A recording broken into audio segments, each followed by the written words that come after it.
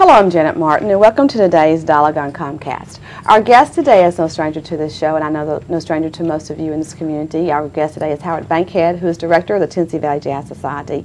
And we thought this would be a good time to have Howard on for a couple of reasons. One, because Howard is such an adamant supporter of jazz in the schools, and he and the Tennessee Valley Jazz Society continues to promote jazz in the schools through programs. And also because this is Black History Month, and as we all know, there have been many jazz musicians throughout our history that have contributed not only to Black history but also to our history at large. So we're going to be talking a little bit about that as well. So if you stay with us, back for today's show after this.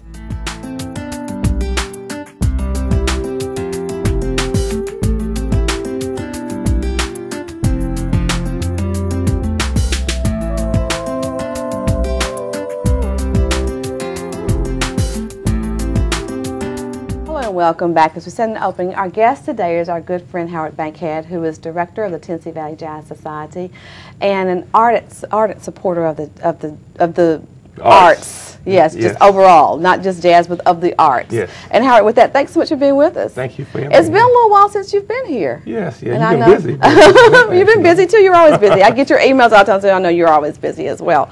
But wanted to talk about a couple of things as we said in the opening. First up, because this is Black History Month, and I know generally the Tennessee Valley Jazz Society does some activities and events during Black History Month, but and with that being said, one of the things that I want to talk about, we actually, I think, talked about this maybe a couple of years ago. The National Endowment for the Arts put together, I guess, a series of interviews, and actually we're going to tell people how they can get their own copy of it at some point in the show. But they're on two or more, maybe more DVDs. It's one DVD and one CD, yes. Okay.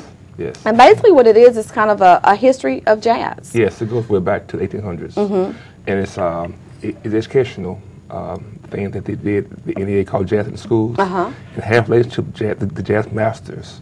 And it combined both of those together there to show the impact that jazz has on the world, mm-hmm.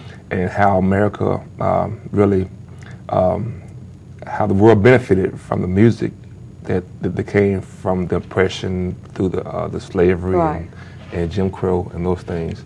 And really, it's very educational. And schools can get credit, students can get credit if they go through the whole series. The whole series, okay. Yes, for history program, and social studies as well. Okay, and maybe even music. Can I get music credit as well? It really just says about mainly history and social studies mainly. So, you know. And you know, as we always talk about when I have you on the show, because of budget cuts and I think just because of so much that's going on in the world now, unfortunately, when people look at cutting things out of education, mm-hmm. they cut out physical education and they cut out the arts. Right, absolutely, which is crazy. Which makes school fun for the kids, you know. Not only just fun, but it makes you more well-rounded. I mean, look, you know, we had those things when we were in school. That's right. And there were always, you know, we had the same number of number of hours in the day and same number of days in the week that kids have now. Yet those things are cut out. That's true, and it's weird how the power to be make those decisions. And when I be in the school dealing with kids, I see all the energy within them, and they need an outlet for this energy. And they're looking for something positive. Absolutely, right. But when you're focused on trying to just pass a test, mm-hmm. you're being trained versus being educated. You know? Exactly. And so you train a dog or animal, and you educate humans, mm-hmm. you know. But the system nowadays is to train individuals. You got some PhDs that's trained. Yeah. And some PhDs educated, you know. Mm-hmm. And so, and this whole thing about being outside the box, it's easy to think outside the box, but the system wants you to be in the box. Right. And be regimented, and everybody sort of kind of be almost like robots. Absolutely, right. That's right. That's so, you know, where are we supporting and encouraging creativity? You're right, because you see the onset of rap music mm-hmm. and other pop music, and I embrace all good music. Mm-hmm. You know, I tell the kids there's no bad music, which I'm trying to be nice to them, of course, you know. But our main thing is make sure kids are exposed to all music forms, you know. And the thing I think a lot of kids don't understand until they start listening to real jazz is that a lot of the music that we listen to today is rooted in jazz. Absolutely, yeah. Well, I mean, I just began to like classical music myself, okay, and it's amazing how, I guess because I'm more mature and I'm more settled. You can appreciate it. It's amazing, but playing the instrument helps with brain development. You know, help with patience and perseverance. Be any kind of instrument, period, right? And that's what the kids need more opportunity to do. Right. We feel, versus just doing things good for the body. I call our music like rap and rock and roll, which I like myself, you know, and country and this stuff. It's body music, which is cool. But my music is something that make you think. Yes, it has a message in it, and you're trying to. Absolutely, right. See, so we try to encourage the kids to listen to more mild music. You know, some spirituals. It's body and mild music, right?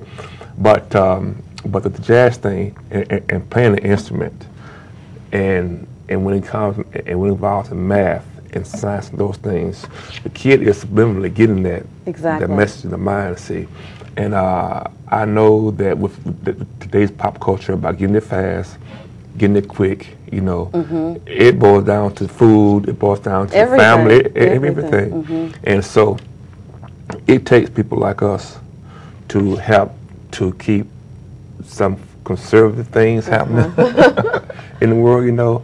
And so I'm glad that I can help to provide some kind of outlet for kids to be exposed to the music as well, you know. And I think too, you know, we're talking about being creative, and because there have been such severe budget cuts, and again, just because of everything that is happening in our educational system, there are creative ways to incorporate music into a curriculum and not have to spend lots of money. That's right. And you and the folks that work with you through the Tennessee Valley Jazz Society have been doing that for over 20 years. Yes. I mean, you've been lots of times digging into your own pocket to make sure that there is some sort of music curriculum and avenues for music to be incorporated into what kids are learning. Absolutely. Through what you do. Absolutely. Well, I think with grants from the Alabama State Council on the Arts and NEA, they help us in that mission to make sure that kids have a chance to be exposed to music itself, you know. And you know, our new saying now is jazz is cool in the schools. Okay, you got to do something to add some flavor to it, okay? Because the jazz not something easy that you can like. Not unless it's that the smooth jazz, okay? But the real jazz that we appreciate more so is something that takes more time to appreciate. Yeah. Okay, but we know that anything that you work through is good for you. Right. You know, anything that comes to you easy, quick and fast, like you don't money, appreciate as much, the food, you know, that's good for you. But you know, and we're talking a lot about young kids, but I think even older people, because I haven't always liked jazz, and I don't like all jazz. Yes.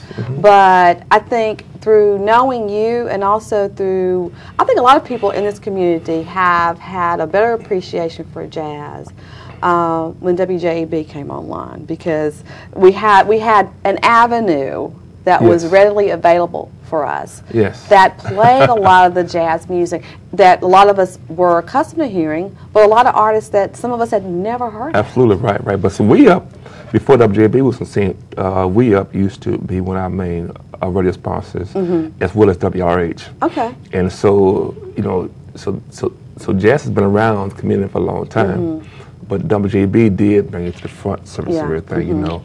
But I really can go back a ways, and I appreciate what Huntley Bass and I think Mr. Garrett before him did with Ken Gurley. You know, Ken Gurley was one of the first guys that really to push music at both stations, WRH and WJEB. I mean, and We Up, and I'm glad that I met Ken, Tyrone Phillips, when I met Ken in 1985 or whatever. Okay. And Ken had a whole lot to make jazz viable here in the community. And so, what's amazing how you said how the schools nowadays have cut back in funding.